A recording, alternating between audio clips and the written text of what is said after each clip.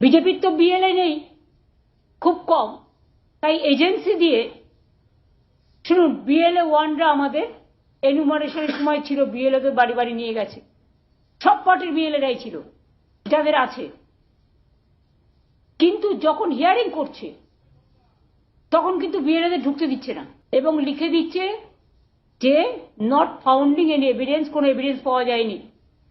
Warsaw যে লোকটা যাচ্ছে তার সব ডকুমেন্ট নিয়ে, তাকে কিন্তু কোনো রিসিট দেওয়া হচ্ছে না।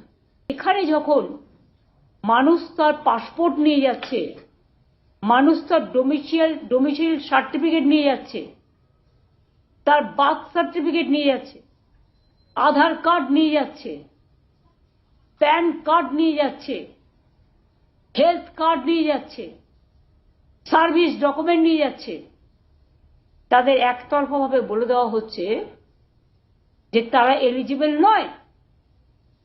ওরা যেটা লিখছে এটা আমরা প্রথমে জানতে পারিনি, কারণ ওখানে কাউকে বিএলএদের ঢুকতে দেওয়া হচ্ছে না, এই একটাই কারণে।